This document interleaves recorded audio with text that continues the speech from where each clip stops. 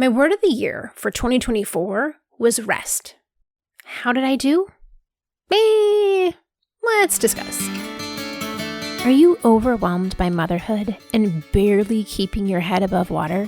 Are you confused and frustrated by how all the other moms make it look so easy? You can't figure out how to manage the chaos in your mind, your home, or your family. I get you, mama. Parenting with ADHD is hard. Here is your permission slip to let go of the Pinterest-worthy visions of organization and structure fit for everyone else. Let's do life like our brains do life, creatively, lovingly, and with all our might. When we embrace who we are and how our brains work, we can figure out how to live our lives successfully and, in turn, lead our families well. At the end of the day, we just want to be good moms. But, spoiler alert, you are already a great mom. ADHD does not mean you're doomed to be a hot mess, mama. You can rewrite your story from shame spiral to success story. And I'll be right here beside you to cheer you on. Welcome to Motherhood and ADHD. Hey there, successful mama. It's your friend, Patricia Sung. I don't know. When I think about my word for the year, my immediate reaction is like 2 thumbs down. You totally failed at resting. Like, if I think about the amount of physical rest that I took, I don't think I did a very good job. But when I look at overall the progress that I've made this year, I'm like, ooh, wow. I have made some serious strides this year in taking care of myself and allowing myself the space to rest and really leaning into like, what is rest? For me, Patricia, like, what does that look like? Because I didn't take off huge swaths of time in the summer. Like, if you were here listening along the way, like, I was trying to figure out, like, how do I balance this new season of motherhood where I am working and also I want to be present for my kids, and how am I going to get like all my business stuff done during the school day, but also like in the summer, they're not in the school. There is no designated time off. And like, you were here through that struggle of like, what am I doing? How am I going to make this work? And while I didn't do a lot of like sitting around, nothing, but like, because I had that filter of thinking about, am I resting? I think I made different choices in the way that I approached a lot of things that I wouldn't have made had I picked a different word. Because totally honestly, like, this year was not restful. This year was hard. This year was full of a lot of thinking things were going to go one way and they went a different way. And I felt like all year I was trying to put together an IKEA bookshelf, but like with the wrong pieces. I felt like nothing fit quite right. Like I'm trying to build the Billy bookcase, but I have the Hmmm pieces. Like it just didn't quite come together. And it felt like I was trying so hard to make things work that weren't working. And having this filter of rest made me stop and look at things more clearly to be like, this, what I'm doing, it doesn't feel restful. It doesn't feel simple. It doesn't feel easy. It doesn't feel effortless. And I know that, nothing in life is like effort free, but like, I just kept looking at this going, I know that there is another way that I could do this and be more true to who I am and be more sturdy and more solid. And so I feel like this year was a year of realizing that like, I don't have to try to make everything work. Like it is okay for me to be like, this did not work and I want to change it and I want to do it differently. Or, well, this kind of worked, but not really how I wanted it to, but that's okay because I can still do things in a way that aren't exactly how I wanted them to go and it still be good enough. And I can say all this now because, like as I'm recording this, it's like almost December. And I'm almost finished making the changes that I need to make in order to have my life set up in the way that really fits me and my family come January. Because we've had a lot of changes go on in the last couple of months in the way that my business functions and the way that my husband's job is functioning. And like, I know that you can imagine those times in your life where you've been like, wow, could any more things change right now? I don't think so. Like when you're going through like, you're moving and somebody in your family's changing jobs and you've got like stuff going on with your kids at school and you're trying to deal with someone in the family having like an elderly parent with issues and, you're trying to be a good friend, but also look cute, but also work out and also meal plan. And you just get to this point where like, dude, I can't do all of this. This is too much. Like, this is too much. And I got into this, like, I'm like in this season of like, life is really overwhelming right now. Everything feels like it's shifting and moving, and I don't know how I'm going to get through this. I don't know how I'm going to figure this all out. I'm looking around at all the pieces being like, I don't get how the puzzle goes together. Did somebody give me the wrong pieces? I don't get it. This isn't working and I'm tired. That's where I was in like September, October, where I was just like, I'm tired. I have tried so hard to make this work and it's not working. Something still is not right and I can't put my finger on it. And it was driving me bonkers to be like, I know that this isn't quite right and I can't figure out what it is. And it's like that moment where you're looking at the pieces you have and realize the instructions don't match, but at the same time, you also don't have the instructions you need. And you're like, I know this isn't right, but I also don't know what the right answer is. So I want to walk you through today, like, here's the process of what I did to try to find the right answer. And like, do I 100% know it's the right answer? No, I'm about 85 to 90% of the way executing it, but I'm not actually going to know if it's going to work until I get into about February. That's when I'll know whether or not this worked. So it's scary. And like, usually when I do podcast episodes, I'm like, no, I have to know the answer before I do the podcast episode. And like, no, today I'm walking you through my messy middle and being like, I'm not quite there. I'm almost done shifting all the pieces around, and I think this is the right answer, but I don't know. But this is how I create like alignment and peace in those times where things just feel like too much, and know that hopefully you can do one or two of these things that helps you, because I'm going to give you the run through of like what I've been working on for probably like the last 3 months. So I don't expect you to do all 3 months worth of work here in one podcast episode in your life in today. Okay. Just, you don't have to do all this, but these are the steps that I'm taking as someone who is doing hard work to figure out how do I make my life fit me. And I hope that something along here is going to help you too. Because honestly, this isn't really the episode I thought I was going to be doing. I was going to be like 250 episodes, woo woo. And instead I'm like, dude, this has been a white knuckle year and I'm just trying to make it through. And I think I finally see the light at the end of the tunnel, but sometimes life's just really hard. And I can celebrate 250 episodes and be really vulnerable with you and say like, dude, this is hard. This was stressful. I don't know if I have all the answers. But the first thing I did was take an inventory on how I was feeling. I was looking at, okay, I know that things aren't quite right because I can notice the signals in my body to give me the awareness to know that something's not right. And so if you want more info on this, go listen to episode 176 with Elizabeth Brink and Anna Lopez. They did a really great episode on like noticing what you need and like understanding like somatics and like just things like, do you know when you're thirsty? Do you know when you're hungry? I'm like, I'm just going to pause here and take a sip of water. I clearly have not drank any water and I'm multiple episodes in recording here. Okay, I'm back. Noticing what signals I was getting to say, like, I am stressed out, like something's bothering me, and being able to have the awareness of knowing like something's not quite right. Something feels off. Being able to like put words to that lets me know that like I'm not making this up. If I'm spending a lot of time doom scrolling or I'm working at my computer and I'm like, I have no idea what I just did for the last 20 minutes. Like those things are telling me that I am not connected. I am not aligned with myself. I need to rest. Like things are not okay, but knowing that they're not okay is like step one. You can't do anything about it if you don't realize what's wrong. So step one for me was identifying that I was in a stress response. Being able to look at like, okay, am I in fight, flight, fawn, freeze? Like, do I need a break? That's step two is like, okay, I'm clearly stressed and I know that. Am I doing the basic functions that I need as a human? I love this quote and I have no idea who made it up, but it's like saying, humans are just complicated houseplants. It's like, am I eating? Am I sleeping enough? Like, am I drinking water? Am I moving? Am I resting? Like, what are the basic things that I need in order for me to take care of myself? Because my tendency is when things get hard, like buckle down, keep on going, pull yourself up by the bootstraps kind of nonsense. And like, no, when I am really struggling, pressing forward is not the automatic response. Yes, sometimes that is something we have to do. We just have to get through it.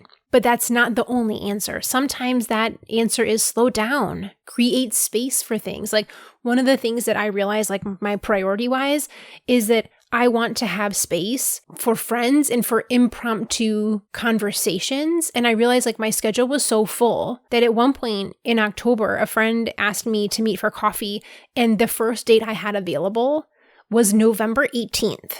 And like, granted, it was like the week of the retreat and I'm like, things are really crazy. And I got, I keep bumping things like, oh, I'll deal with that after the retreat. I'll deal with that after the retreat. I'll deal with that after the retreat. And all of a sudden, you got 53 things to do after the deadline. But I was like, oh man, I don't have a space in my calendar for somebody that I want to hang out with for like 4 weeks. That was, again, another awareness thing of like, this is not how I want to live my life. This is not how I want to have things set up. I need to have space for that. So I am arranging my life and like made space to spend time with friends. And I'm like, my logical mind was like, I don't have time for that. I don't have time to go to Friday morning Bible study at the coffee shop. Even though I really like these ladies, I don't have time. And when I start cutting out the things that give me energy, I know that something's wrong. It's like, okay to do that for a little bit, but when that's the constant of like, well, I'll just skip like that important thing, and not important thing, like that thing that gives me energy, I'm going to skip that in order to get stuff done. That tells me that one, I'm not being aligned to my priorities, but two, like that's not rejuvenating me. If I'm taking away the things that are going to make me feel better in order to do more things, like what? Like, those moments you're like, whoa, Patricia, that doesn't make any sense. So I know that I need space in my calendar to be able to have quality time with people, because that's one of the things that I was realizing, like, I don't feel like I'm pouring into the relationships that are important to me. And I want to be able to have time after school to sit with my kids. And like, yes, I wish it, like in my head, it's like the storybook. Oh, and then we sat and had snacks and did homework. And then of course, like every time I'm like, just do your homework. It's not storybook, but it's like, I want to be creating space in my calendar for the people and the relationships that matter. So all that going back of like, I wasn't doing the basic functions. I wasn't sleeping enough. I wasn't doing a great job eating. I wasn't moving my body as much as I would like. I wasn't making space for energizing things like spending time with friends. So knowing that like, okay, what can I do to put some of these basic functions back in so that I have the capacity to do more things? It's like, yeah, I wish I could just buckle down and get stuff done, but like, that means I only have a small amount of energy if I'm not doing the rejuvenating things. So it's like a backwards thing that I have to like retrain myself and being like, these things are important, even though they seem like luxuries, they're not. These are the things that give you more energy. You need to have more of them, not less of them. The next thing I did was brain dump all of my problems. And I do this regularly, but I did one big giant, like, what is stressing me out? Like, why do I feel so off kilter? And I dumped it all out of my brain. So I wasn't just stewing on it and like spinning in circles. And then I asked myself, knowing what I know now, how would I set up my life if I was going to start from scratch? How would I set up my business if I was going to start from scratch? Knowing all that I know, like I'm 5 years in, we're 250 podcast episodes in. How would I set up the way that I help moms given all that I know? And I identified, like, what are the things I really love doing? I love teaching. That's why I love the podcast. I get to talk to you and teach you and help you. This is part of my business that I love. I love coaching. I love the deep dive into what's going on in your life and like helping with tangible things and actually getting in there and being like, okay, why are you always late? What can we do about that? How do we figure out what's causing that? You're struggling with your relationship? Okay, what's the obstacle? How do we get in there? What do we do to help you be the kind of partner that you want to be? And hopefully that inspires your partner to be the kind of partner they want to be. How do we not get, upset when our partner makes some like snarky comment? How do we keep from spiraling and that ruining our day? How do we stand strong when our kids are like on a tear and you're like, oh my gosh, like did I really birth this human? Did I bring you into the world? Why did I do that? Like to have the patience to hold the boundary and not scream your face off when your tween is testing your patience. Like I want to deep dive into that kind of thing. So when I look at these pieces of my business that I love and I want more of those, how do I make that happen? In my day, if I want to be able to be with my kids after school every day, how do I make that happen? If I want to be able to spend time with my girlfriends at least once every 2 weeks, wish it was more than that, how do I get that on the calendar? I started playing Mahjong, by the way. It's a great way to connect with the ladies in the neighborhood. Like, how do I, given all that I know, how do I want my life set up to be able to do that? I went back and printed out my foundational schedule, and I'm redoing that for January. And like by redoing it, I mean, I tweak what I have already because we don't need to start from scratch, y'all. Just don't need to start from scratch. You just tweak what you got.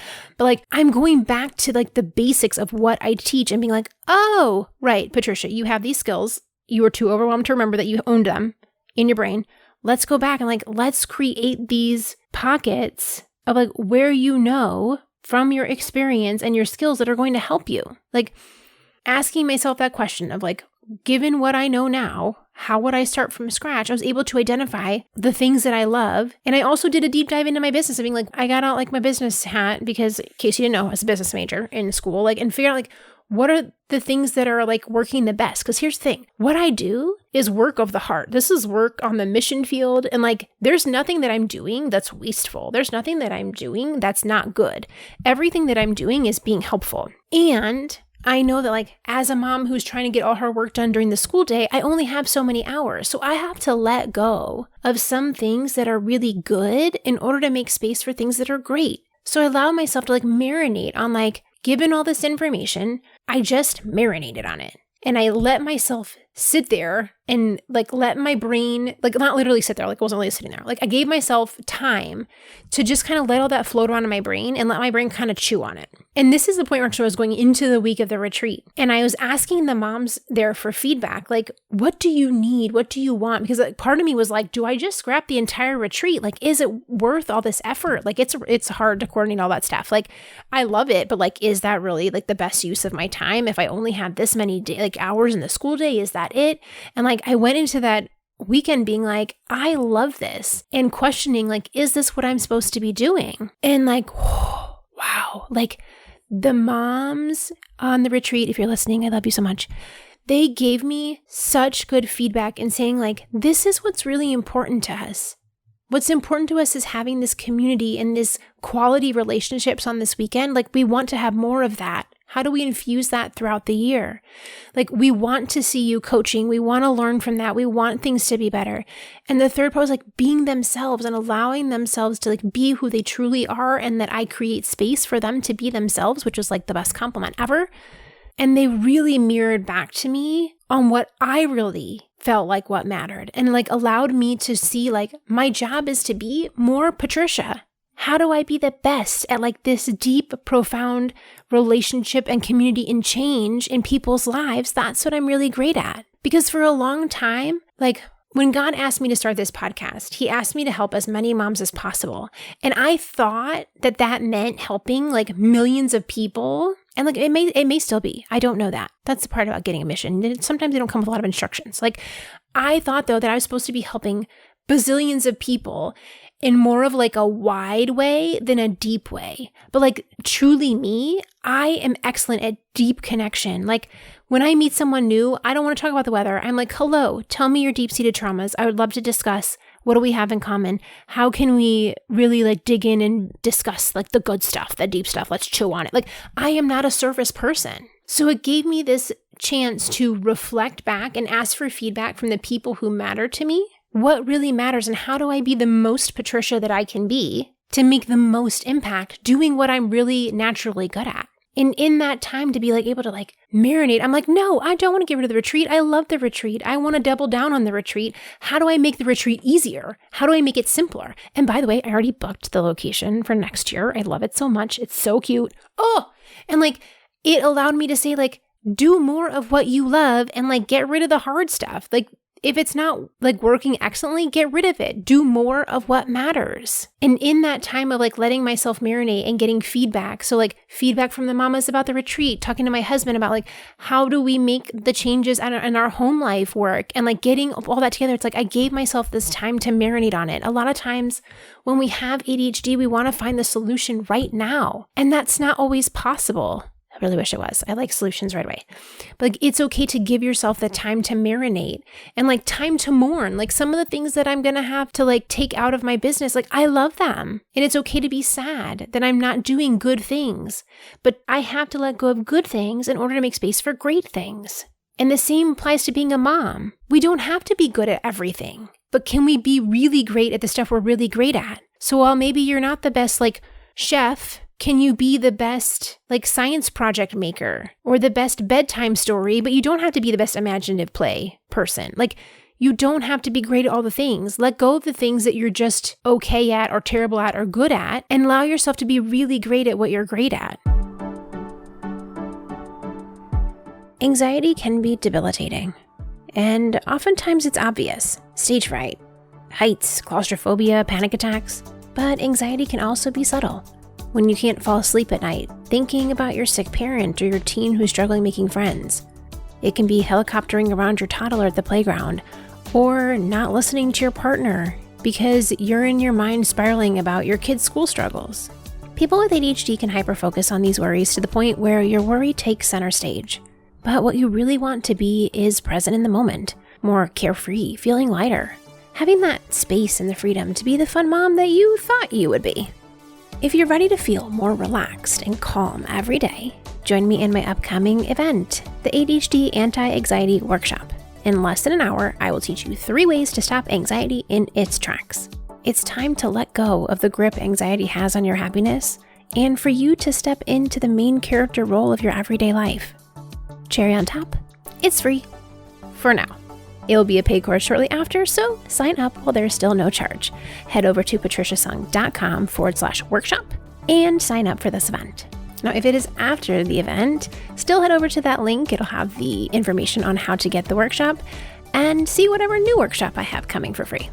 Again, that's patriciasung.com/workshop. It's time to say no to worrying.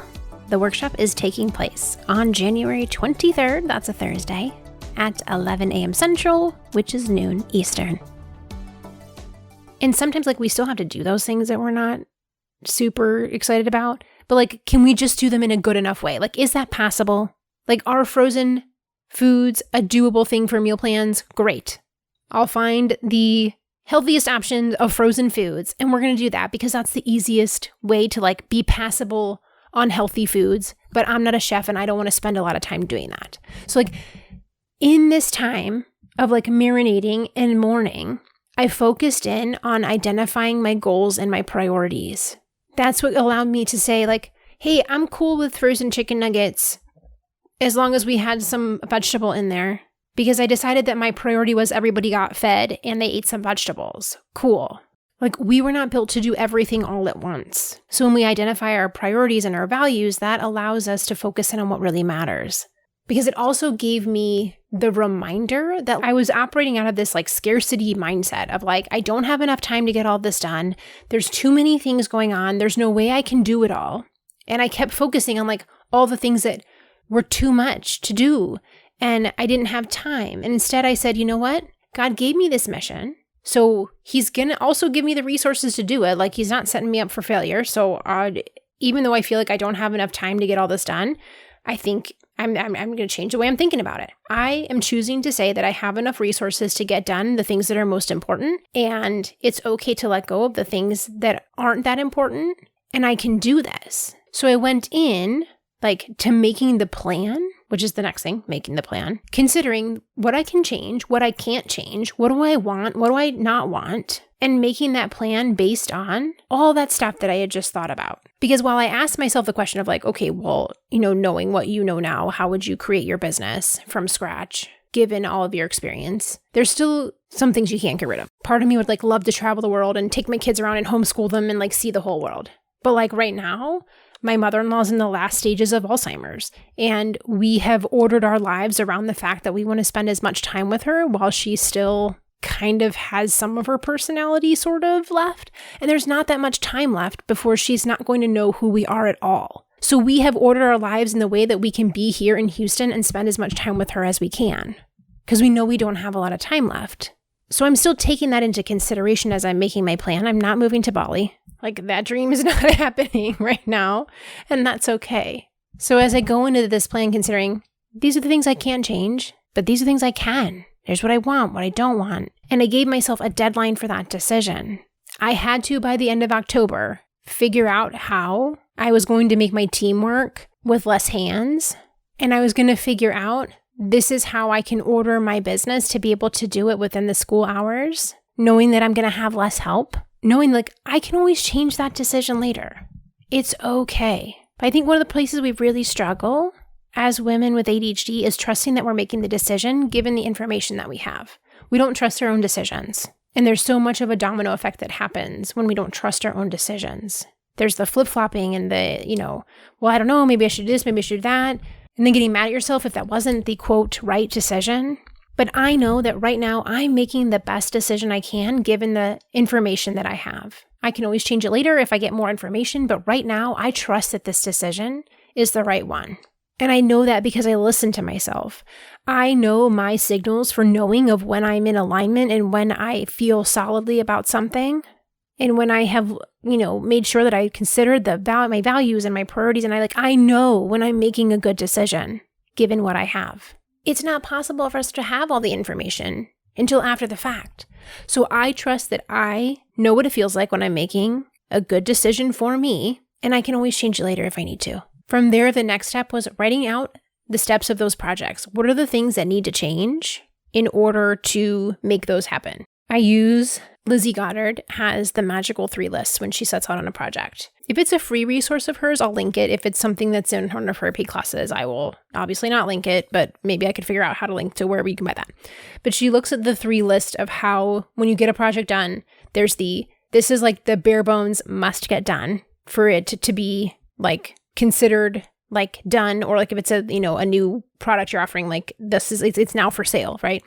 Then there's the like, here's the things that I'd really like to get done. Like this would make it a lot easier or a lot like more sorted. But like if it doesn't happen, it's not the end of the world. And then there's the list of like, I would really like these things to happen one day for it to be like excelente. But like, and is that going to happen right now? No, it's like, your future wishes and desires there of like, I would hope that it ends up that I can do all this other stuff. So I looked at, as I'm like reordering my business to be able to fit this new season we're in, it's like, here's what I have to get done on this project to be doable. Here's what I would like to get done. And if I can make that happen, great. But like, there's a deadline on this, wrapping this up. And if it doesn't happen, doesn't happen. And then all of my brainstorms of like the wishes and the hopes are there too. So I've been going through, writing all this out, and I'm like, okay, I think that this is doable. I think that this is a functionable plan for 2025 in our new family setup, in my new business setup. And then I ask for help. So like I pick somebody who you trust, who has enough experience to say like, yeah, that's a good idea or not, and ask them like, is this doable? Does this make sense? And again, I still have to know what my like true north is on here, being like, yes, that's what I need to do, because other people always have opinions. And like, I want them, but like to a point. And so once I made out that plan and I had a second pair of eyes to be like, is this reasonable? What I've been doing for the last month is singular focus on what is next and looking at the different projects and the 3 lists for each project and being like, is it done? How do I get it to done? Is that good enough? What's my timeline? Do I have time to get a couple of these nice to do things ready or not?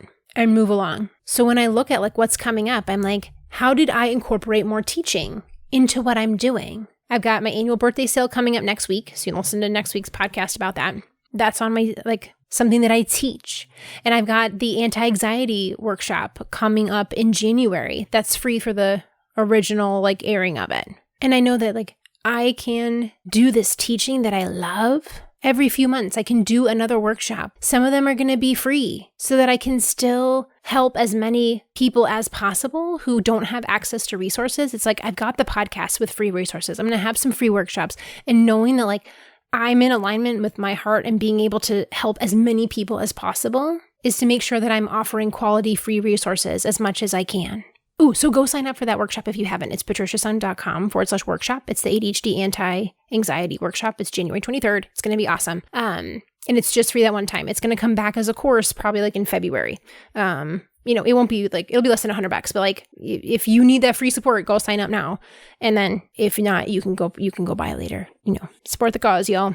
Okay, let's see, what else?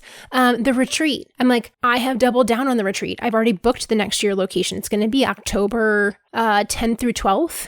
We're going to be out in nature this time. I'm so excited. If you want to be in the know, put your name on the wait list. I will link that in the show notes. Like, there's only 14 spots. Before it was like open to however many. No, this year there's 14 spots. That's how many tiny homes I got. I'm so excited we're singing tiny homes. Tiny homes I got is 14. It's going to be so good. So go sign up. Put your name on the wait list. It's going to be open in the spring. In terms of deep relationships and deep problem solving. I have a few one-on-one clients. If you want to do that, again, I'll link that in the show notes where you can set up a coffee chat if you want to ask questions, or you can go buy a package of, 6 coaching spots. And then in January, group coaching starts up again. But I'm tweaking it so that it's truly just coaching. I'm turning Lighthouse into its own self-paced course so that everyone will have access to emotional regulation skills and training. And then in coaching, we'll be truly coaching. We're going to meet twice a month and deal with whatever you got going on. I want to be able to help you figure out, how do you feel about stuff? How do you trust your decisions? How do you stop flip-flopping around about everything and make the dang decision? I want to make sure that you figure out how do you do the basic care if you're not sleeping or you're not moving or you're not eating, you're not drinking water. That's something we can talk about. I want to help you get out of overwhelm. When you're just sitting there and spinning and staring at the mess in your house and you don't even know where to start, I want to help you get out of that so that you can actually make the first step in doing something different. If you want to stop being late all the time, if you want to figure out meal plan solutions finally, if you want to stop being anxious and having panic attacks, if you want to stop being the angry mom who yells at everyone and is swearing at her teenager, if you want to be working on your relationship because you know your partner has one foot out the door because they can't take any more of this ADHD nonsense, they don't want to hear any more excuses about it, what are you going to do about it? This is what I want to help you with. I want you to have a clear plan and exact steps of what you're going to do to move forward. I want you to be able to get quality feedback from me and to be able to adjust as you go. So in group coaching for moms, it's going to be true group coaching.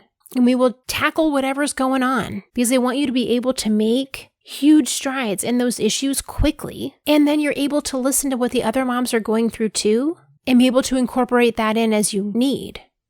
Technically, the group's going to start in January. I'll be talking all about it come in the new year, but I actually have signups within my community going on now. And I just felt a tug that somebody listening needed to know that that was available. So if you want to jump in right after the holidays, you can go put your name on the wait list and I'll send you the information. It's patriciasung.com/group-waitlist. I'll link it in the show notes. But that's something that you need sooner than later. And you can't wait till halfway through the springtime to do something about that. Go put your name on the wait list because the early bird signups are going on now. Again, it's patriciasung.com/group-waitlist. But this is my plan for next year on how I can make the most impact in helping moms with ADHD. It's through showing you can be who you are. And this is a safe place to do that so that you can have community and good relationships with other moms who get it and the kind of coaching that's really going to move you forward. Okay, I got a little off track there. Let me go back to the last step. The last step was singular focus on what is next. Is that as I figured out what the most impactful things that I can be doing here, the podcast, teaching, coaching, the retreat, is that I was singularly focused on getting one thing done at a time. Because the multitasking is a fallacy. It's too hard. No, it's too much.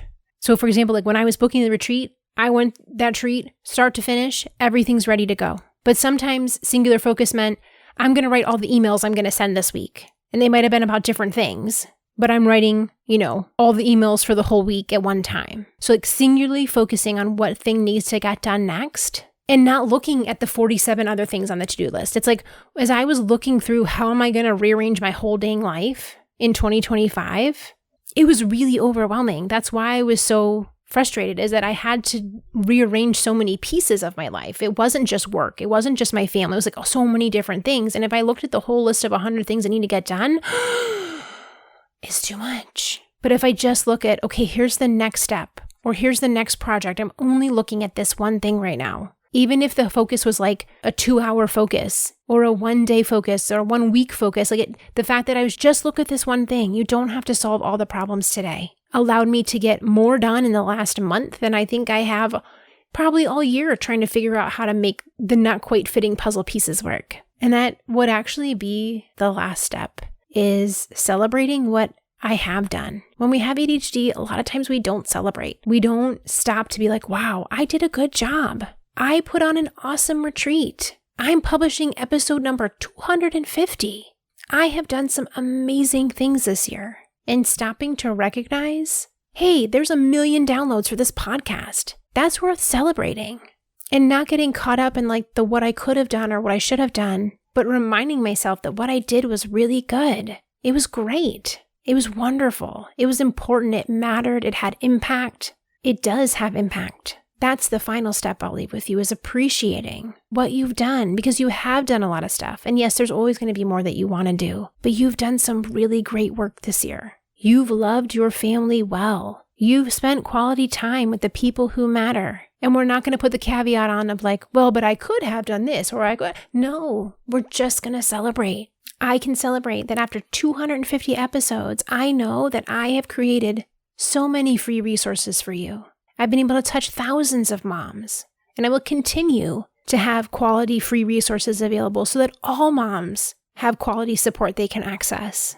And that my focus will be that and creating the time and space for deep connections to really help moms make huge breakthroughs in being like who you really are, being able to trust yourself. Because I know that when I say like, I want to help millions of moms, but like when I look at the impact that I can make in one family and I can see how much different your life is, but then you tell me what's different in your kids and in your relationship, they're like, my kid knows how to be calm too. My kid knows how to use their planner at school. My kid didn't punch his sister in the face when she said something really stupid the other day. Like those matter.